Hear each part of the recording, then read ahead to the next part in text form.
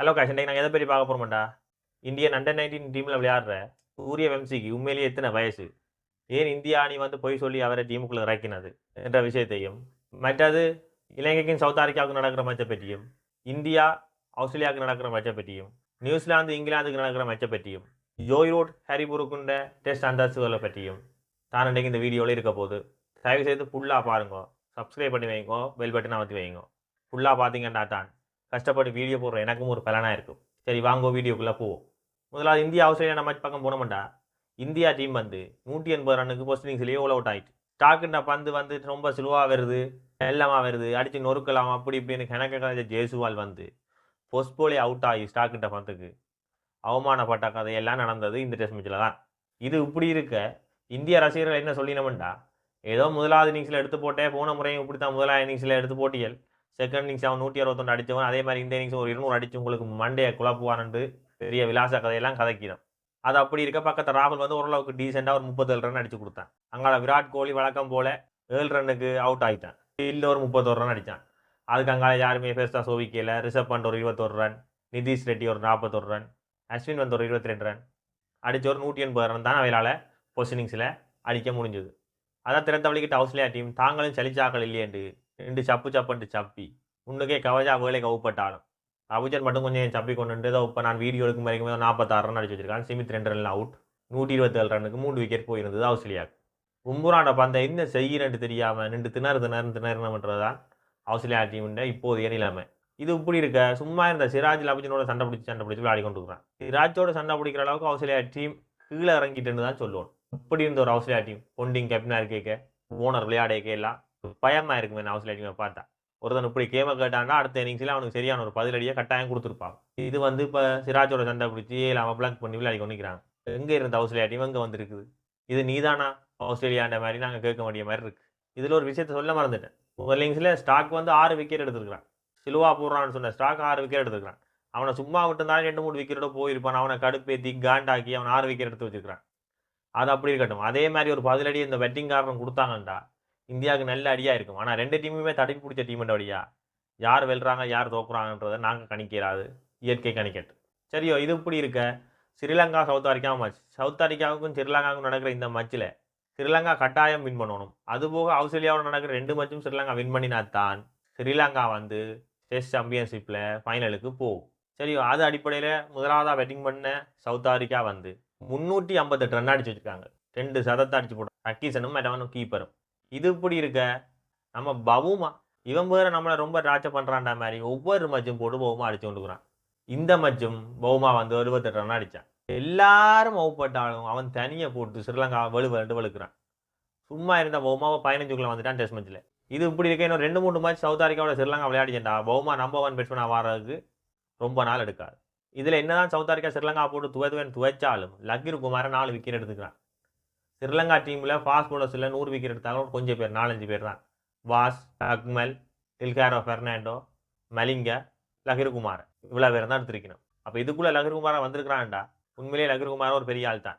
இப்போ லக்கீர் குமாரை மாதிரி ஒரு ஃபாஸ்ட் பவுலர் 4 விக்கெட் எடுக்கிறான் அப்படின்னா ஒரு விச்சண்டா. ஏன் இந்த பிரபாஸ் ஜெஸ்பியாவை திருப்பி எடுக்கிறாங்கன்னு தெரியல. உண்மையிலேயே சரி வேறு ஸ்பின்னுக்கு தனஞ்சய டி சில்வா வச்சு ஒன்று சமாளிச்சு கொண்டு இன்னொரு ஃபாஸ்ட் பவுலர் எடுத்து அந்த ஃபாஸ்ட் பவுலர் ஓல்ரவுண்டராக இருந்தால் ஸ்ரீலங்கா டீமுக்கு ஓரளவுக்கு போலிங்கும் வரும் பேட்டிங்கும் வரும். ஆனால் அவங்க திருப்பி பிரபாஸ் ஜெயசூர்யா எடுக்கிறாங்க. பேட்டிங்கும் ஆளில் வேலை இல்லை, இந்த கிரவுண்டில் போலிங்கும் வேலை இல்லை. ஸ்ரீலங்கா கிரவுண்டில் போடுவான், அது வேறு விஷயம். ஆனால் இந்த கிரவுண்டில் வேலை இல்லை. ஆனால் திருப்பி எடுத்து கொண்டுக்கிறாங்க. ஒரு முட்டாள்தனமான முடிவாக தான் இதை எல்லாருமே பார்க்கணும். இருந்தாலும் என்ன அதுலேயும் ஒரு காரணம் இருக்கலாம், நமக்கு தெரியாது. ஏதோ மாற்றி எடுத்தால் நல்லா. இது இப்படி இருக்கா ஃபர்ஸ்ட் இன்னிங்ஸில் 358 ரன் அடிச்சு போட்டாங்க சவுத் ஆப்பிரிக்கா. திருப்பி பேட்டிங் பண்ண வந்த ஸ்ரீலங்கா டீம் வந்து முன்னுக்கே கருணாரட்னவை இழந்துட்டு. இது வழக்கம் போல நடக்கிற விஷயம்தான். 6வது ஆள் வேலை கவுப்பட்டு இருக்கிறாங்க. இருந்தாலும் ஓரளவுக்கு 20 ரன் அடிச்சு போட்டு அவுப்பட்டாலும் பதும் நிசங்க வந்து நல்ல ஒரு கம்பேக்குன்னு தான் சொல்லணும். ஆனால் முழுதாக அதை நிரூபிக்காமல் போட்டான். 89 ரன்ல அவுட் ஆகிட்டான். அவனோட சதத்தை போட்டிருந்தானுண்டா அது மிகப்பெரிய ஒரு வெற்றியாக இருந்திருக்கும். வளமையாகவே ஸ்ரீலங்கா டீம் வந்து ஒரு 2 பேர் பெரிய இன்னிங்ஸ் விளையாடுவாங்க. மிச்சாக 20, 30, 40 அடிச்சு இலங்கையோட ஸ்கோரை வந்து ஒரு நிலைக்கு கொண்டு வருவாங்க. ஆனால் இப்போ பதும் நிசங்க 89 ரன்னுக்கு அவுப்பட்டபடியா அதையும் ஆகப்பெரிய ஸ்கோராக எடுக்க இயலாது. அதையும் ஒரு அளவான ஸ்கோராக தான் எடுக்க வேண்டியதாக கிடக்கு. இது இப்படி இருக்கு. அங்கால மத்யூஸ் வந்து 40 ரன்ல நொட் அவுட்ல நிற்கிறான். ஏற்கனவே சண்டிமல் 44 அவுட் போட்டான். இப்போ கவிண்டு மெண்டிஸும் ஒரு 30 ரன்ல நொட் அவுட்டாக நிற்கிறான். இப்போ கவிண்டு மெண்டிஸ் வந்து ஒரு 100, 120 ரன் அடிக்க அங்கால மிச்சாக ஒரு 30, 40 ரன் அடிச்சு கொண்டு வந்தால் இதுவும் ஒரு பெரிய இன்னிங்ஸாக மாறி இலங்கை அணி வந்து ஒரு 400 ரன்னை தாண்டக்கூடிய மாதிரி இருக்கும். அப்படி 400 ரன்னை ஸ்ரீலங்கா டீம் தாண்டாட்டி இந்த டெஸ்ட் மேட்ச் வந்து சவுத் ஆப்பிரிக்காவில் தோல்வி தான். ஏன்னா செகண்ட் இன்னிங்ஸில் இவர் இவ்வளோ ரன் அடிப்பினமோன்றது கேள்விக்குறியான ஒரு விஷயம். ஏனெண்டா சவுத் ஆப்பிரிக்காவுக்கும் ஒரு இன்னிங்ஸ் இருக்குது, அதில் கட்டாயம் சவுத் ஆப்பிரிக்கா நல்லா செய்வாங்கன்றதுல மாற்றம் இல்லை. ஏனெண்டா திருப்பி லகிர் குமாரை தான் இங்கே விக்கெட் எடுக்க வேண்டிய சூழ்நிலையிலே இருக்கிறான். லகிர் குமாரவே ஒரு அரை வேட்காடு போலர், அவனை வச்சு தான் விக்கெட் எடுக்க வேண்டிய நிலைமையில் இருந்தால் இது கஷ்டம்தான், ஒன்றும் செய்ய இயலாது. இந்த மேட்சையும் வந்து அடுத்த ஆஸ்திரேலியாவுக்கு 2 மேட்சையும் வந்தால் தான் டெஸ்ட் மேட்ச் ஃபைனலுக்கு போகலாம், இல்லையண்டா இல்லை. ஏதோ இன்றைக்கு ஒரு முடிவு கட்டாயம் தெரியும். சரி, இது இப்படி போக அங்கே நியூசிலாண்டுக்கும் இங்கிலாந்துக்கும் வந்து ஒரு டெஸ்ட் மேட்ச் நடக்குது. டீம் சவுதினா கடைசி டெஸ்ட் மேட்ச் தொடராக இருக்கும். இது இருந்தாலும் வந்து இந்த டெஸ்ட் மேட்ச்சில் இங்கிலாந்து தான் வெற்றி பெறுறதுக்கான வாய்ப்பு கூட இருக்குது. ஏன்னு கேட்டிங்கன்னா முதல் இன்னிங்ஸில் 285 அடித்த இங்கிலாந்து டீம் வந்து 125 ரன்னுக்கு நியூசிலாந்தை திருப்பி மடக்கி போடுது. அந்த 285 அடிக்க புரூக் வந்து 123 ரன் அடித்து ரன் அவுட் லவ் போட்டிருக்கான் 115 போலில். ஏற்கனவே டெஸ்ட் மேட்ச்சில் 2ஆவது நிற்கிறான். ஜோய் ரூட் வந்து முதலாவது நிற்கிறான். ஜோய் ரூட் வந்து ஃபர்ஸ்ட் இன்னிங்ஸில் அடிக்கல. அதுபோக ஒலிபாப் வந்து ஒரு 78 ரன் அடித்து கொடுத்தான். அதுபோக திருப்பி வந்து நல்லா விளையாண்டு பார்த்த நியூசிலாந்து டீம் வந்து வில்லியம்சன் ஒரு 37 ரன்ல அவுட் பட பெருசாக ஒருத்தர் சோபிக்காம 125 ரன்னுக்கு ஓல் அவுட் ஆயிடுச்சு. இது இப்படி இருக்க திருப்பி வெட்டிங் வந்த இங்கிலாந்து டீம் நியூசிலாந்து கொஞ்சம் கட்டுப்படுத்து பார்த்தா முதலாவது விக்கெட்டை வேலைக்கு எடுத்தாலும் அங்கால பென் டக்கட் வந்து 90 ரன்னையும் அடுத்த அரங்கினவனு ஒரு 95 ரன்னையும் அடித்து அவுட் பட்டா ஜோய் ரூட் வந்து படத்துக்கிற கொடுக்கிட்டான். அவன் ஒரு 60 ரன்னை தாண்டி அடிச்சு கொண்டிருக்கான். இப்போ நான் வீடியோ எடுக்கும் வரைக்கும் ஹாரிபுருக்கு வந்து ஒரு 52 அவுட். பென் ஸ்டோக்ஸ் வந்து ஏதோ 10 போல்லையோ 8 போலில் 15 ரன்னோ 20 ரன்லாம் நிற்கிறான் நான் வீடியோ எடுக்கும் வரைக்கும். இதுலேருந்து ஒன்று மட்டும் தெரியுது, இங்கிலாந்து டீம் வந்து எத்தனை மேட்ச் தோத்தாலும் சரி நாசமாக போனாலும் சரி ஹிட் பண்ணி தான் விளையாடுவாங்க, முரட்டாடி தான் அடிக்க போகிறாங்களேன்ட்டு. அதெல்லாம் இருக்க இனி ஒரு கொஞ்ச நாளைக்கு ஜோய் ரூட்டும் ஹரிபுருக்கும் தான் டெஸ்ட் மேட்ச்சில் நம்பர் 1 நம்பர் 2 இருக்க போகிறாங்க. ஏனண்டா மிச்சம் இருக்கிறாங்களா யோசிச்சு பாருங்க. வில்லியம்சன் பெரிய அளவில் ஃபோம் இல்லை, ஸ்மித் வந்து என்ன செய்யறேன்னு தெரியாம திணறி கொண்டிருக்கிறான், கோலியும் வந்து அவ்வளோ பெரிய ஃபோம் இல்லை. அப்போ இவங்க 2 பேர்ட்ட கையை தான் கொஞ்சம் நாளைக்கு ஓங்கி இருக்கு. இந்த மேட்ச்சில் எப்படியும் 500-550க்கு மேலே அடிச்சிட்டாங்கண்டா இங்கிலாந்து. இது வரைக்கும் டெஸ்ட் மேட்ச் 4th இன்னிங்ஸில் 418க்கு மேலே யாருமே திறத்தினதா வரலாறு இல்லை. அதே மீறி இவங்க வெள்ளோண்டா ஒரு வரலாற்று சாதனையை படைச்சு தான் வெள்ளிவினம். அதுக்கான வாய்ப்பு இல்லை. இந்த மேட்ச் வந்து இங்கிலாந்து வந்துட்டே சொல்லணும். இது இப்படி இருக்க அண்டர்-19 ஆசியா கப் மேட்ச் நடக்குது. அந்த ஆசியா கப் மேட்ச்சில் செமிஃபைனலுக்கு ஸ்ரீலங்காவும் இந்தியாவும் ஒரு பக்கம், பங்களாதேஷும் பாகிஸ்தானும் ஒரு பக்கம். இதில் இலங்கை அணி வந்து ஒரு மேட்சும் தோக்கையில், பாகிஸ்தான் அணியும் ஒரு மேட்சும் தோக்கையில். ஆனால் ஒவ்வொரு மேட்ச் தோத்த இந்தியாவும் பங்களாதேஷும் வின் பண்ணி ஃபைனலுக்கு போட்டாங்க. இப்போ ஃபைனலுக்கு போனதில் என்ன சோகம் இந்தியா கண்டா, இப்போ யாரும் நெட்டிசன் எல்லாம் கிளப்பி விட்டுருக்குறாங்க. என்னண்டா சூரியவம்சிக்கு வயசு 13 இல்லை. பீகார் மாநிலமோ ஏதோ ஒரு மாநிலம் இந்தியாவில், அந்த மாநிலத்தில் பெருசாக அந்த தகவல்கள் அது எழுதுதல் சரியாக இருக்கிறேன். அவருக்கு வயசு 13க்கு கூட. பர்த் சர்டிஃபிகேட் வந்து சரியான பதிவுகள் இல்லை.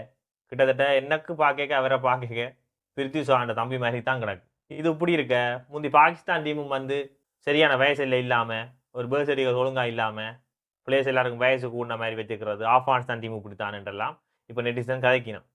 இது வரைக்கும் வேறு தடை செய்யலை தானே. அப்போ இது சிலது பொய்யான நியூஸாக கூட இருக்கலாம்.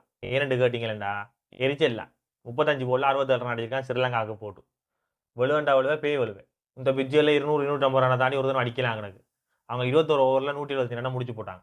அப்போ இது எரிச்சலில் கூட சில பேர் சொல்லியிருக்கலாம். ஆனால் இந்த நியூஸ்களை பார்த்தா கன பேர் ஏன் ரஷீத் கானுக்கு கூட சரியான வயசு இல்லை வயசு அவனுக்கு கூட என்று சொல்கிறாங்க.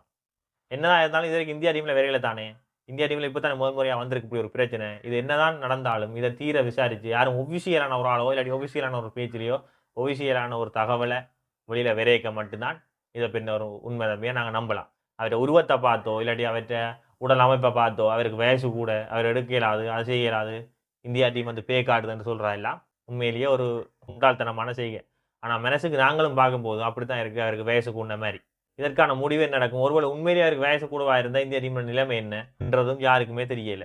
சரி, நான் ஏதோ சொல்லிட்டேன். இதோட வீடியோ முடிச்சுக்கொள்வோம். நன்றி, வணக்கம். சப்ஸ்கிரைப் பண்ணுங்க, பெல் பட்டனை அமர்த்தி விடுங்க.